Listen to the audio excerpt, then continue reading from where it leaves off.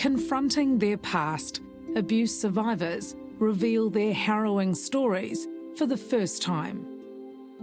We're here because we have all been unsilenced.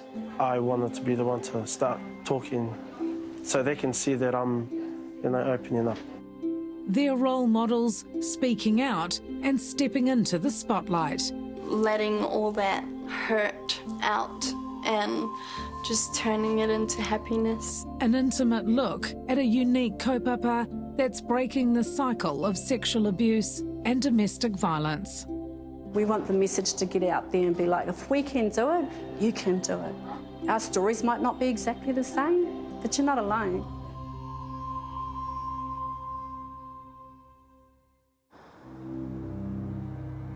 It's nature. I run in the redwoods. I love to swim in the lake. I meditate. Those are the types of things that ground me. You can't really ever tell what's going inside of anyone, really, not really. Sexual abuse has touched the lives of 3 generations of the Kingi whānau. Sexual abuse was the root cause of our trauma, not only from my family growing up with my 4 sisters and my mother being sexually abused, but also my own children. Her 4 children are all victims of incest, sexually violated by their father. When you're married to someone for so long and you've had children to them, you never imagine that they could harm your children in this way. The Kingi whānau are an example of Aotearoa's shameful statistics, where 1 in 3 girls and 1 in 7 boys experience sexual abuse by their 16th birthday. He's their dad, and it's easier to believe that he wouldn't do it. Renee was an innocent 17-year-old when she met 42-year-old Joseph Blair. Brought up in a strict Jehovah's Witness family, Renee turned her back on the church after she met her much older husband in 1999. I never knew any other relationship. I hadn't been in another relationship. I hadn't experienced life, I guess. And for me, marriage is the direction you go in when you're a Jehovah's Witness. So it was something that I definitely had ingrained in my mind. He had quite a sexual appetite, and it was quite a bizarre one. He would often just sleep with me. I'd be asleep and he would have sex with me. I'd wake up and my undies would be off. Yeah, I experienced horrible sexual abuse by him. And Renee would soon discover she wasn't his only victim. The realisation of what he'd done to our children happened over time, because it took a long time for each to speak. When the couple finally separated in 2006, Renee was unaware Blair was offending against their children. She later learned that while spending time with their dad, they were being sexually abused. He abused them often in the toilet, in the shower. They were all asked to do sexual acts on each other. He would get them to watch porn and then reenact that porn. Sonia remembers them being underneath the house and he would be filming them and they would be doing sexual acts on each other. It wasn't until one of the kids complained of an injury to their private parts that Renee's worst fears were realised. I was ready to kill Joe, really, yeah. You knew it was him? I knew it was him, yeah. The next morning I went in to see a detective.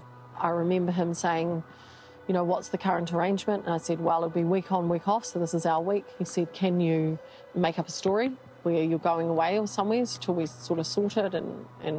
So I did. I rang Joe and I said to him, hey, we're going to go away. We're going to go camping for a few weeks. So the next few weeks were quite horrific. So in the end, did the police lay charges? No.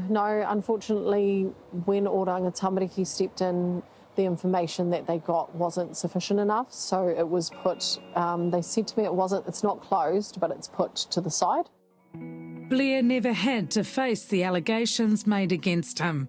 He took his own life in 2013. Unsurprisingly, he too was a victim of sexual abuse. Did he tell you about his own abuse that he had suffered? He did, yeah. Often when he would drink, he would have a lot of stories that he would tell. And so that was when he spoke of his stepfather. So it wasn't his father, it was a stepfather. Someone who raised him and someone who he loved would also sexually abuse him. The trauma of their childhood has affected each child differently. Renee's eldest daughter, Sonia, is now 20 years old. Do you think you blanked out a lot of stuff? Yes, I definitely have, yeah. And it's not just the stuff that has happened that I've blacked out, it's a lot of my childhood that I've blacked out. So there's a lot of things I don't remember. Rangatahi who experience sexual violence are 3 times more likely to attempt suicide, something Sonia also considered. There was a lot of times where I did want to end my life and everything. I had thoughts about it. But I just thought that my siblings are more important to me. My mum's more important to me. And I just didn't want that for my mum or my siblings. So I stayed strong for all of them. The whānau is now thriving, and Renee has found a loving relationship with new partner, Werenika Te Koru. It's honestly, it means everything to me when you have like a soulmate and you've got someone there for you through everything. She is the definition of a wahine toa, I think, yeah. Sonia and her siblings now have another mum to support them. I am honestly so proud of my mum being in my life. I always wonder how I would be now if she never walked in. I just love the way we are now. Coming up, we meet the wahine who helped the Kingi whānau to heal. This is about reclaiming our mana that was taken away from us. It's about celebrating our survival. And is encouraging others to step into the light. Recovering from the trauma of intergenerational sexual abuse has been a long and emotional road for Renee Kingi and her whānau. Many victims of sexual abuse never get over the devastation, but meeting Kahira-Rata Olley has played a significant role in helping them to heal. Kahira definitely gave us the tools that we needed to move forward and to speak. When you have a mother and children coming out and sharing their journey, walking alongside each other, you just think, wow. Kahira runs a charity called Save Our Babies, which raises awareness of domestic violence and sexual abuse.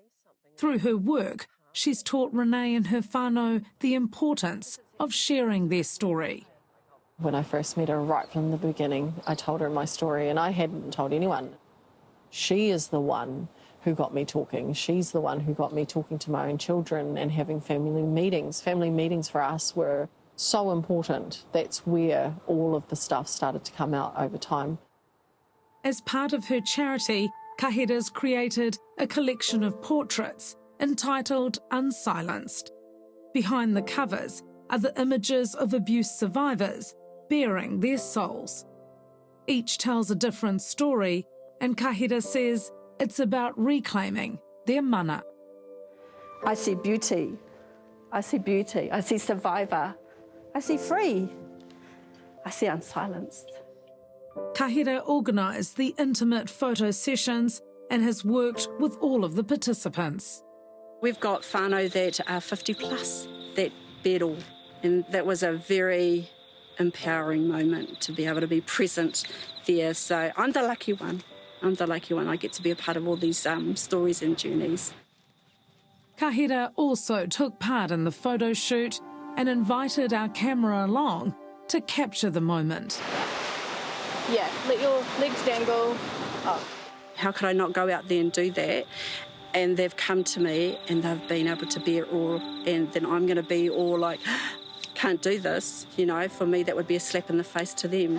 1, 2, 3. Because, hey, this is 51 years, been through hell and back and many a times. I'm a survivor and I'm a very proud survivor. Renee's children are also survivors of sexual abuse. Her eldest daughter, Sonia, took part in the photo shoot, posing next to her mum.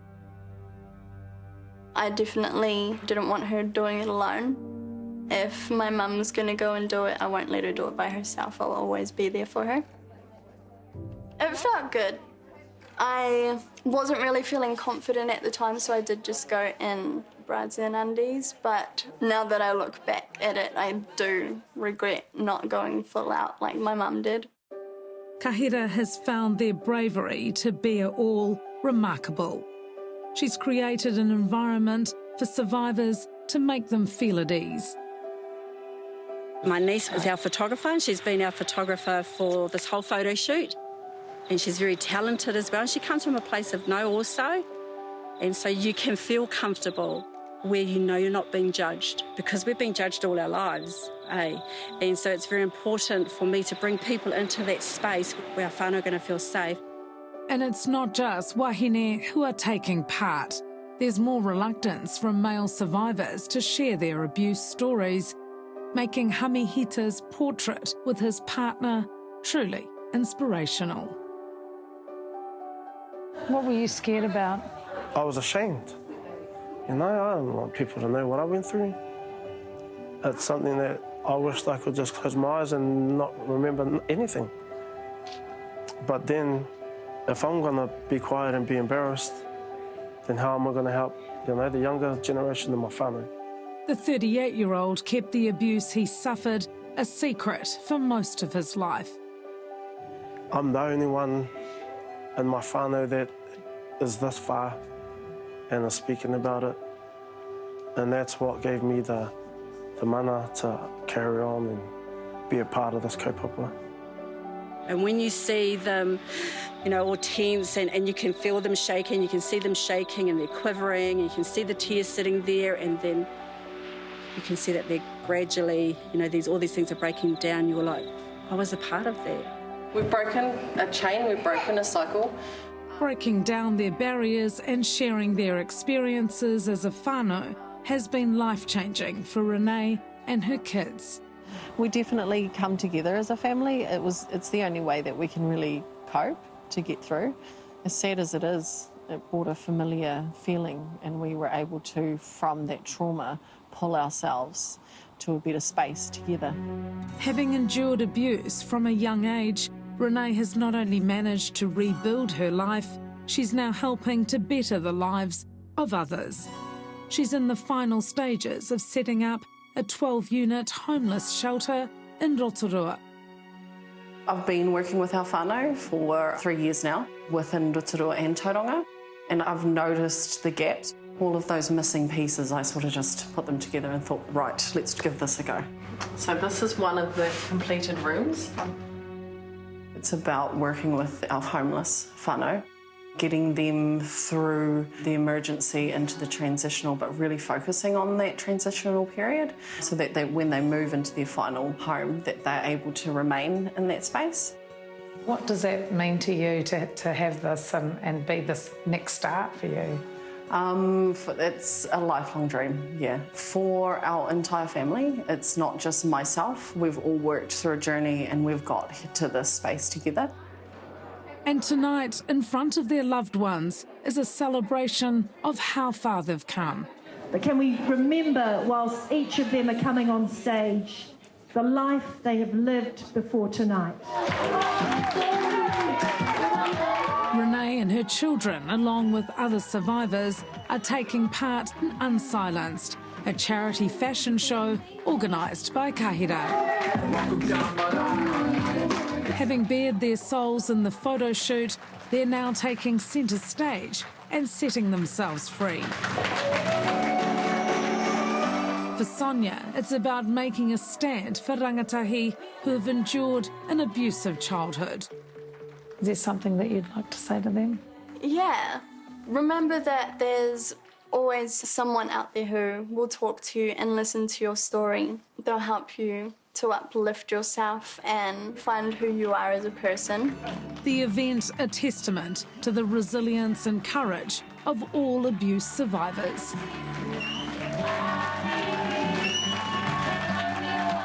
We're holding our heads high. We're hoping to be the voice for the voiceless. I hope my whānau see this, and I hope they not only see us having fun, but the kaupapa behind us, and also one day speak up quicker. It's given us a strength that we didn't know we had. It's empowerment. Yeah, it's we made it. It's that moment of, yes, just so free. We're free, you know, we've made it. This is us.